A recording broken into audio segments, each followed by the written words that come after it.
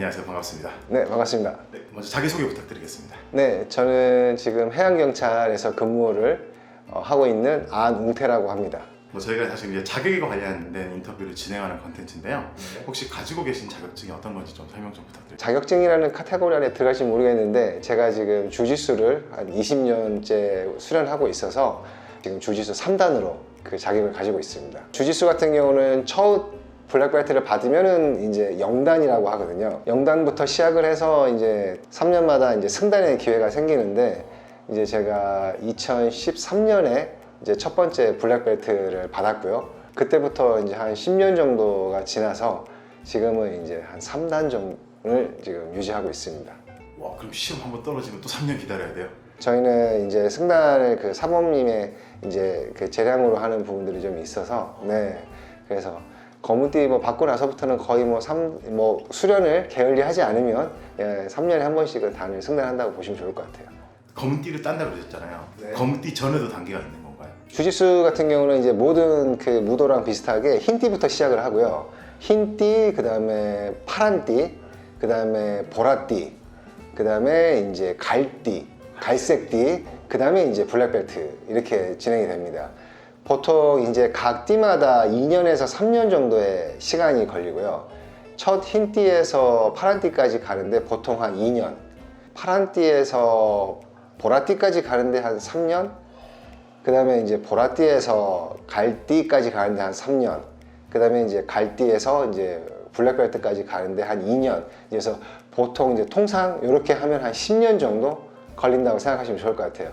자, 그럼 이제 주짓수라는 스포츠 이게 어떤 운동인지 소개 좀 부탁드릴게요. 주짓수는 일단은 그 유술이라는 거의 영어식 표기가 주짓수고요. 그 유술이라고 하는 거는 그 유도의 전신이라고 볼 수가 있고, 그 무사들이 이제 칼로 싸울 수 없는 상태가 되었을 때 맨몸으로 싸울 수 있는 이제 무술을 이제 그걸 유술이라고 했었거든요. 칼을 들고 싸울 때는 조금 강하게 싸우니까 이제 좀 무기가 없을 때는 좀 부드럽게 이제 부드러운 기술로 싸운다 해가지고 유술이라고 했었었는데, 이제 그 유술이 현대화되면서 일본에서는 유도가 되었고, 그 유술이 이제 브라질로 넘어가서는 이제 브라질리언 이제 주짓수가 된 거죠.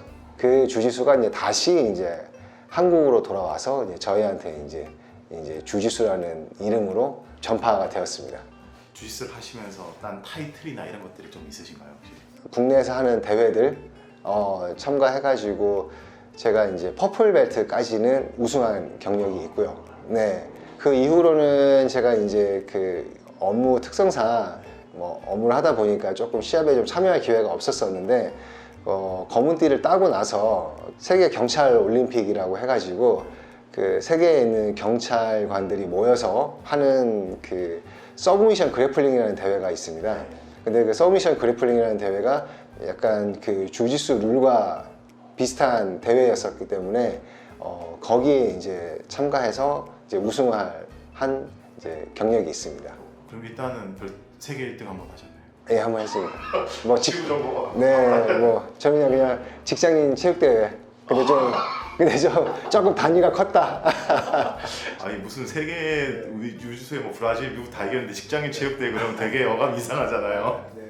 비용이 네. 운동비가 비싼가요, 주짓수는? 뭐 단심사 보는데 얼마, 뭐 운동비로 뭐 이런 게 있어요. 그게 이제 협회마다 조금 차이가 있기는 한 것 같은데요. 일단은 저희 체육관 기준으로 보면은 회비는 지금 15만 원에서 한 20만 원 사이. 다 노멀하게 비싸요. 네네네, 맞습니다. 그렇게 하고 승급을 할 때 따로 비용이 발생을 하지는 않습니다. 그렇게 오래 하셨다고 하셨는데 네. 그 주짓수를 이제 실생활에 이렇게 활용을 하시나요, 지금? 일단은 기본적으로 이 운동을 하게 되면은 근력이라든가 근지구력이라든가 뭐 유산소 능력이라든가 이런 이제 운동 효과 자체가 좋기 때문에 일단은 거기서 오는 장점이 하나가 있고요. 보시면 알겠지만은 뭐 이렇게 좀 선한 사람이라서 뭐 밖에서 뭐 굳이 뭐 싸울 일은 별로 없습니다. 시비도 잘 안 붙습니다, 저는. 알겠습니다. 근데 이제 업무 특성상 제가 아까 말씀드린 것처럼 이제 제가 해양경찰에서 근무를 하고 있고, 그 다음에 대부분의 시간들을 특공대에서 시간을 보냈었기 때문에 거기서는 이제 아무래도 이 범인을 만날 일들이 좀 생기겠죠. 그러다 보니까 뭐 범인을 제압을 할 때 주짓수에서 배웠었던 이제 그 상대방을 컨트롤하는 능력들을 그런 데서 조금 이렇게 자연스럽게 사용할 수는 있었던 것 같습니다. 제가 특공대에서 하시는 업무를 여쭤보면 비밀인가요? 특공대 이제 기본 업무는 이제 해상 대테러 업무를 하고 있고요. 부수적으로 저희가 그 불법 외국어선들이 한국의 해역에 넘어오게 되면은 그거를 이제 납포하는 일도 저희가 하고 있었기 때문에 이제 아무래도 저희가 그 일이 조금 빈도적으로 봤을 때는 좀 많습니다. 불법 어선들을 이제 납포하는 과정 중에 이제 발생되는 이제 약간 몸싸움이라든가 불법 어선의 선원들을 이제 뭐 포박하는 과정 중에 이제 생기는 이제 마찰들, 이제 그런 것들은 그 주짓수에서 배우는 기술들과 똑같다고 볼 수는 없지만 이제 비슷한 맥락으로 움직이기 때문에 이제 그럴 때 좀 많이 도움을 좀 받는 것 같습니다. 해경 특공대 교관도 하셨다고. 교육팀 생활을 한 7년? 네, 7년 정도 한 것 같습니다. 경찰들이 기본적으로 가져야 될 뭐 체포술, 뭐 내 몸을 또 지켜야 되니까 뭐 이런 뭐 호신술, 뭐 이런 것들에 대한 교육을 시켰었습니다. 한 번씩 그런 거 없나요? 그 막 영화 보면 나오잖아요. 신입 있다고 하는데 교관님 얼마나 센지 저랑 붙어보고 싶습니다. 막 이런 사람 없어요? 많습니다. 어떻게 에피소드가 있다면? 굉장히 큰 해상에서 사건이 한 번 여기 있어서 전국에 있는 특공대들이 해상 빠지에 한번 다 모인 적이 있었어요. 바다에서 사건 사고가 생기면 사실은 또 대기 시간이 엄청나게 깁니다. 우리 뭐 할까 하다가 다행히 거기 군환자 매트라는 게 있어가지고 저희가 이제 해상 군환자가 있으면 매트로 이동을 하는데 그 매트를 다 끄집어 올려가지고 간이 링처럼 한번 이제 공간을 만들어서 이제 거기서 이제 주짓수를 한 번도 안 해본 친구들이라든가 아니면은 뭐 이제 유도라든가 레슬링 같은 비슷한 계열의 운동을 했었던 친구들이 한번 해보겠다 해가지고 이제 거기서 제가 혼자 한 명씩 상대를 한 적이 있었습니다. 그래서 그때 제가 기억에 한 15명 정도까지 차륜전을 15명까지 이겼다고요? 네네네, 차례대로 이렇게 해주고 대원들의 이제 약간 주짓수에 대한 신뢰도가 좀 높아져서 그때부터 제가 뭔가 교육을 하는 데 있어서 조금 수월해진 감이 좀 있었습니다. 전설의 17대 15대 여기 계셨네요. 네네네. 좀 객관적인 데이터가 정확하게 있는. 특공대 15명을 이기고 돌아오신 아노트 경위님. 미군이랑도 같이 이렇게 훈련을 하신 적이 많습니다. 오히려 어떻게 보면 미군들하고 훈련한 시간이 더 많은 것 같아요. 미군들이랑도 같이 이렇게 해서 또 15대 1로 이기신 적이 있으세요? 뭐 그쵸. 그러니까 15명을 제가 한꺼번에 받은 건 아니고 한 명씩 한 명씩 이제 상대를 하는 거고요. 제가 하는 이제 이 주짓수라는 운동이 사실 더 선호되는 지역들은 서부 지역들이 더 그런 것 같아요. 네, 그렇습니다. 그리고 이제 미군에서는 이거를 컨베티브라고 해서 아예 그 주짓수를 우리나라에서 그 태권도 하듯이 기본적으로 조금 다 그래플링들을 합니다. 필수로. 네. 그러다 보니까 아무래도 미군들 중에서는 주짓수를 하는 친구들도 좀 많아서 제가 조금 더 같이 운동할 수 있는 기회들이 좀 많았었습니다. 그래서 오히려 지금 한국에 있는 특수부대들 중에 뭐 주짓수를 하는 친구들보다 그 미군 특수부대들 중에 주짓수를 하는 친구들이 더 많아서 그래서 어쩌다 보니 또 이렇게 그런 일들이 좀 많이 있었죠. 근데 궁금한 게 서부는 근데 체급이 비슷해도 네. 근본적으로 근력이나 이런 게 근육이 다르잖아요. 그렇죠. 그 더 힘들죠 우리나라보다. 근데 이게 저는 이제 운동을 하면서 많이 느꼈는데 굉장히 강한 부분이 있으면 굉장히 또 약한 부분이 있다가 서부 쪽 체형들은 뭐가 약합니까? 일단은 그 관절의 가동성이 좀 약합니다. 사지를 잘 써야 되거든요. 그러니까 팔과 다리를 같이 커넥션이 잘 돼 있어서 컨비네이션을 잘 써야 되는데 저희 같은 경우는 좌식 생활을 하니까 이 고관절의 가동성이 조금 좋은 편인데 그 서부의 대원들을 보면은 어쨌든 의자 생활을 많이 하다 보니까 골반의 가동성이 조금 떨어져요. 대신에 이제 상체의 근력이 굉장히 좋은 편이고 그 하체의 좀 자연스러운 움직임이라든가 좀 그런 것들이 조금 이제 부족한 부분들이 있고 물론 그것도 이제 오랜 수련 기간을 통해서 이제 또 좋아지긴 합니다만 그래서 되게 좀 재밌는 에피소드 중에 하나가 중동 친구들하고 운동을 한 적이 있었는데 중동 친구들이 체격이 서부 애들만큼 크잖아요. 그렇죠. 그래서 이제 이 친구들은 그러면 조금 이제 유연성은 좀 떨어질까라고 하고 했는데 유연성도 너무 좋은 거예요. 그래서 이제 생각을 해보니까 이제 중동 친구들은 원래 유목민들이었으니까 이 친구들도 좌식 생활을 하는 거예요. 문화나 이런 생활 습관들이 이런 어떤 뭐 운동에도 좀 영향을 좀 주는구나라는 생각을 많이 했습니다. 네. 주짓수라는 스포츠 그러면 실전에 그 가르치는 거 말고 네. 실전에 그 불법 그쪽 사람들을 뭐 법인 납부하거나 이런 데 써본 적이 있어요? 네, 많죠. 저희 직장 일을 이제 잠깐 설명을 드린다면은 그 불법 어선의 저항 형태가 많이 바뀌었습니다. 네, 그러니까 지금은 사실은 이렇게 물리적인 저항보다는 많이 이렇게 뭐 그냥 뭐 도망을 간다라고 표현해야 될까요? 뭐 그런 쪽으로 많이 바뀌었는데 제가 이제 막 입사했을 때 현장에서 뭐 이렇게 대원으로 뛰고 있을 때는 저항 형태가 굉장히 강력했거든요. 격하게 맞습니다. 뭐 칼, 작살, 뭐 도끼까지 드는 경우도 있었었고요. 납포하다 보면은 아무래도 이제 몸싸움이 조금 생기는데 너무 이제 심한 부상을 입게 하는 것도 나중에 국가적으로 서로 마찰이 좀 생길 위험이 좀 있고 그런데 또 그렇다고 내가 다치면서까지 이 사람들을 할 수는 없는 거고 공격의 그 저항 강도를 유지하면서 상대방을 좀 제압을 좀 해야 되는데 이제 그 부분을 함에 있어서 이제 주짓수가 굉장히 도움이 좀 많이 되죠. 계속 사람들과 접촉을 하면서 운동을 해왔기 때문에 상대방이 이제 어떤 식으로 움직일지에 대한 예상도 좀 되고 그거에 대한 피드백으로 이제 상대방을 뭐 이렇게 제압을 하는데 이제 큰 도움을 좀 받습니다. 네. 그러니까 사실은 그 경우의 수가 너무 많죠. 칼 든 상대를 연습했는데 도끼를 들었다라든가 도끼를 든 상대를 생각했는데 뭐 작살을 들었다라든가 네. 같은 무기이지만 사실은 공격하는 패턴이 다르기 때문에 이 방어하는 방법도 좀 달라지거든요. 그 모든 거를 다 저희가 다 준비할 수는 없는데 기본적인 원리들을 조금 잘 이해하고 있으면은 그 현장에서 어느 정도 좀 대응이 좀 되는 부분들이 좀 있습니다. 그러면 요즘 세상이 사실 좀 무섭잖아요. 뉴스 보시면 맞죠. 갑자기 묻지마 살인, 네네. 갑자기 뭐 강목대결 이런 세상에 주짓수는 굉장히 유용한 스포츠겠네요. 저는 굉장히 유용하다고 생각합니다.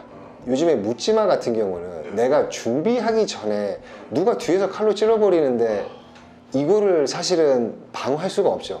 뭐 저도 주짓수 20년 했지만 앞에 그냥 걸어가고 있는데 뒤에서 뭔가 공격이 됐을 때 이걸 어떻게 사실은 쉽지 않습니다. 쉽지 않고 사실은 불가능에 가깝기는 하죠. 호신술 이런 운동들을 좀 하다 보면은 그 위험을 감지하는 능력도 조금 센시티브하게 좀 늘어나는 부분이 좀 있는 것 같아요. 감각, 살기를 느끼는 네네네. 그럴 것 같아요. 네. 제가 이제 어느 유튜브에서 봤는데 이렇게 가만히 눈을 딱 감고 있다가 뭐 죽도로 내려치는 걸 이렇게 뭐 피하는 거. 근데 이거 타이밍 못 맞춰서 계속 맞잖아요. 그러니까 그런 것처럼 사실은 그걸 감지하는 건 너무 어려운데 우리가 운전을 좀 오래 하다 보면 가속 카메라가 어디에 있는지를 그 주변의 차들의 움직이는 속도에 약간 감지를 하는 경우들이 있잖아요.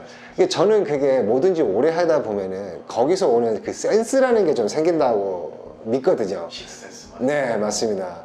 그래서 그런 것처럼 어느 정도 그런 부분들이 좀 생길 수 있으니 내가 꼭 이렇게 뭐 칼이 날라오는 거를 이렇게 뭐 기술적으로 막아서 뭐 피하고 이런 게 문제보다는 내가 이렇게 항상 뭐 접촉 뭐 내지는 상대방을 이렇게 컨트롤하는 운동들 뭐 이런 운동들을 통해서 자신을 보호할 수 있는 감각들이 좀 살아나지 않나 예, 그런 부분에서 좀 장점인 것 같습니다. 누군가 칼을 들고 상대를 찔렀어요. 네. 그 경위 같은 경우에 바로 그 사람을 제압할 거예요? 아니면 도망가시겠습니까? 일단은 도망이 가능하다 보면 도망이 먼저인 것 같아요. 아, 도망을 일단 가야 된다? 네. 일단은 도망이 먼저인 것 같고요. 도망을 가려고 하는데 어린 아이가 여기 남아 있어서 내가 도망가면 어린 아이가 당하겠다든가 그러면 저는 아무래도 직업적으로 이 아이를 좀 보호해야 될 마음을 가질 것 같아요. 그러면은 뭐 그럴 때는 뭐 제가 제압을 해야 된다라든가 아니면 뭐 뒤가 막혀서 더 이상 도망을 갈 수 없다라든가 뭐 그렇다 그러면 이제 2차적으로 생각을 해야 될 게 칼보다 조금 더 긴 조금 더 큰 뭔가 물체를 들 수 있으면 들 것 같아요. 그게 이제 뭐 대표적으로 뭐 의자라든가 뭐 주변에 있는 뭐든지 네를 들 것 같고 그것마저 안 된다고 한다면은 이제 지금 제가 입고 있는 뭐 옷을 벗는다든가 자켓 같은 거 그렇게 해서 이 자켓으로 칼을 막을 수는 없지만 공격 대상을 조금 비껴나가게 할 수는 있거든요. 그리고 조금 상대방으로 하여금 조금 어지럽게 조금 그런 식으로 만들 수가 있으니까 물론 뭐 테크닉적으로 뭐 이게 돌돌돌 말아가지고 뭐 본 아이덴티티 뭐 이런 거 보면 나오는 것처럼 뭐 그런 것도 있을 수 있겠지만 어쨌든 칼을 든 상대한테 다가가는 거는 사실은 굉장히 위험한 행동인 건 맞는 것 같습니다. 예. 칼을 휘저어도 문제가 없는 곳에 있는 게 일단 우선입니다. 제일 첫 번째. 네, 일단은 그게 첫 번째고요. 여기를 레드존이라고 생각을 하시면 좋고 여기를 그린존이라고 생각하시면 좋아요. 아, 이게 위험지역. 네네. 아, 이 손의 모양이 이렇게 되어 있잖아요. 네. 그래서 힘은 이렇게 발생을 합니다. 안쪽으로. 네, 칼에 내가 바깥쪽에 있어야 돼요. 만약에 이렇게 와도 이게 이제 이쪽으로 바깥쪽으로 가야 되는 거를 해서 힘을 조금 이렇게 분산시키는 거예요. 네. 이것만 내가 컨트롤하고 있어도 안 되네. 네, 안 돼요. 근데 이렇게. 맞아요. 네. 그것도 가능하죠. 네. 근데 대부분 칼을 든 사람들이 손을 바꾸지를 못해요. 아, 그런 게 있구나. 네, 그게 쉽지 않습니다. 그리고 이제 한번 칼을 바꿔 잡아보세요. 이게 거리가 멉니다. 아, 안 된다. 예, 예, 안 된다. 예. 네네네. 구조적으로 멉니다. 칼이 아니라 도끼. 도끼를 갖고 왔어요. 그렇죠, 그렇지. 도끼를 이렇게 갖고 왔어요. 이거 네. 어떻게 해요? 자, 이게 좀 보세요. 공격 패턴이 바뀌었죠. 아, 그러네. 위에서 내려 지금. 들고 있는 자세가 어떻게 되느냐에 따라서 공격의 방향성을 조금 예측이 가능해요. 날라오는 게 만약에 이렇게 되면은 안으로 들어가게 되고. 아, 그러네요. 근데 네. 거의 그렇게 생각했는데. 그렇죠, 그렇죠. 그러니까 이제 이렇게 들어가야 돼요. 이 거리 안에 있는 것 자체가 안 되는 거고. 그러다 보니까 이제 뭐 의자 같은 거를 활용해라, 내지는 뭐 옷을 벗어서. 그러면 이제 뭐 칼로 밑에서 뭐 들어온다, 요렇게만 해도. 아, 바깥쪽으로. 네네. 이 정도만 해도. 그리고 뭐 아니면 이게 좀 시야를 이렇게 좀 가린다라든가. 예, 펼쳐서 좀 가린다든가. 그러니까 상대방한테 약간 뭔가 혼란을 주는 그런 거니까. 그러니까 이미 제정신이 아닌 사람을 더 당황시켜서 오히려 할 수도 있겠네요. 그렇죠, 그렇죠.